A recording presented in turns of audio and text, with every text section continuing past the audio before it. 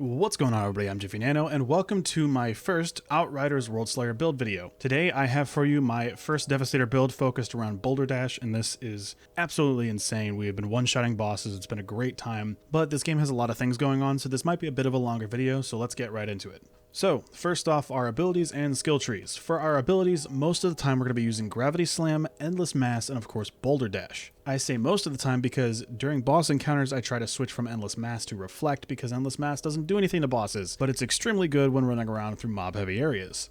Now in our skill tree, we're going down the Seismic Shifter path because we're doing an AP build, but we're not going to bother grabbing a capstone since we're not using any seismic abilities, but we do want all the anomaly power nodes. We also want to grab Protected by the Anomaly and Skilled Sentry for the increased armor and resistance, Blood Donation for a little bit of healing, Stone Circle to increase that close range distance for our healing, and Strong Arm of the Anomaly and Paladin for the increased anomaly power, which we'll go over later when we talk about our mods. In our packs tree, we're going down the bottom of the Tectonic Shifter tree. These packs trees are a lot more impactful than the regular tree, so I'm going to delve into these skills a little bit more. So first we're taking Puncture, which makes all of our seismic attacks apply bleed, but more importantly, increases our anomaly damage against bleeding targets by 10%. This is going to stack with some of our mods in our armor set later. Next, Earthen Shell is one of the best survivability skills in the game, turning all of our skill damage into shields. This includes any damage over time from any source since all dots count as skill damage. This next skill, Terms of Engagement, is one of the strongest ones for our particular setup. It saves 60% of the damage dealt by a kinetic skill and adds it to the next kinetic skill. Since all of our abilities are kinetic, we're going to be always pumping our abilities' damage higher and higher and higher. And lastly, Momentum. This decreases our kinetic skills cooldown when we deal damage with other kinetic skills. Because we're using 3 kinetic skills, this lets us spam our abilities over and over again in huge groups of enemies.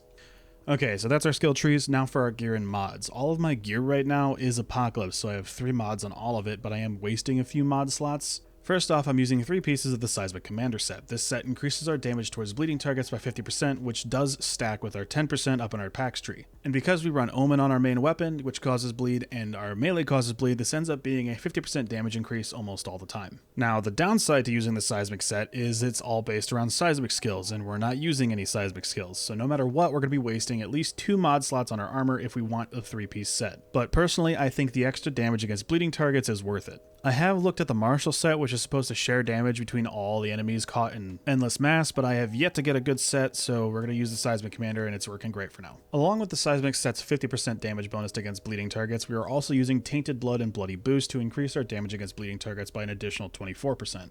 I'm also using Primal Knuckle Duster to increase the base damage of Boulderdash, and Primal Chain to increase the damage of Boulderdash by 10% to a max of 50% for each enemy hit for 5 seconds. Now, if you're trying to get Anomaly build going in Worldslayer, you'll recognize and be quite familiar with these next ones: Anomaly Echo, Arms and Anomaly, and Aura of Force. These increase anomaly power when we get crits and use our abilities. Power Assimilation and Captain Hunter. Captain Hunter increases our damage against elites by 16%, and Power Assimilation increases our anomaly power for each elite present on the battlefield. I've been told that bosses count as elites, so we should have at least 1 stack of Power Assimilation during boss fights and many more while mobbing. I'm also using a new mod that's incredibly powerful, Despair. This doubles the anomaly damage dealt to enemies when they're hit by Grav Leap. This is an incredible mod, literally doubling the damage you deal for 5 seconds.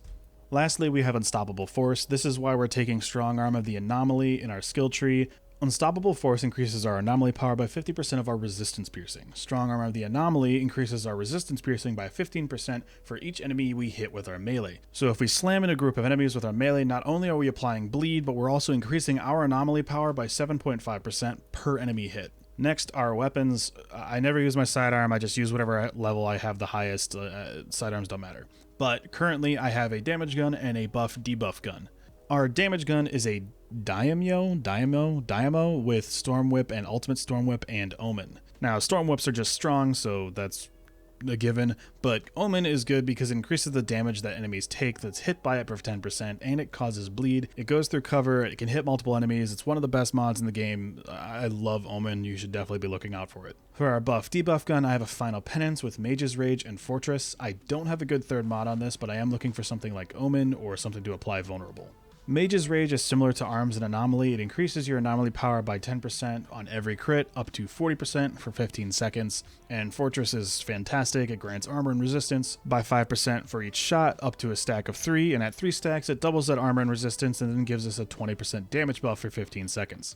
Whew, okay, that was a lot of stuff. So when we're mobbing, we're just spamming abilities. Our cooldowns are super fast because of our pack tree, and we're just spamming and killing stuff to stay alive. With Despair, you can use Grav Leap to burst down elites and Boulder Dash through groups of enemies. The simplicity of the mobbing with this build is super fun and satisfying, just turning enemies into red goo by running through them. But for bosses is where things get a little complex. First, if there's a moment for the boss like the Arbiters in the Trial, I usually switch to Reflect. This is because Endless Mass doesn't work on most of the bosses, so we swap to Reflect to proc Paladin. Paladin is in our skill tree. It increases our anomaly power by 45% for 10 seconds after using a protection skill. And because Reflect can be cancelled immediately, you can get the cooldown back so you can do this whenever you need to. So for bosses, the rotation is shoot the boss in the head with your buffing gun, proccing all of our anomaly increases, run up, melee for bleed and a bit of resistance piercing, pop and cancel Reflect for the increased AP, Grav Leap into the boss to apply Despair, then use Boulder Dash and try to get stuck on the boss to hit him multiple times. You want to try and activate Boulder Dash from a complete standstill. This causes your character to have a wind-up animation before actually dashing. And this wind-up animation also deals damage. Doing this has made it so I can kill the Arbiter bosses in one dash pretty consistently, but it is tricky to cancel the Grav Leap landing animation fast enough to also Boulder Dash from a standstill while under all of your buff timers. The gameplay in Outriders is much more chaotic and challenging than other games I've played. I didn't get to endgame during the original launch, so it kind of surprised me. But this build has been super fun. Just smashing through enemies, turning them into blood explosions has been extremely satisfying. And I've been able to kill all the bosses in 1 or 2 dashes pretty consistently, except for Ocreal, but everyone hates Ocreal. So if you like the video, consider subscribing and hitting that bell. If you like my content and want to see more, check out my live streams over on Twitch. And if you want to see the ramblings of my ADHD-fueled brain, check out my Twitter and TikTok. Until next time, have a good one.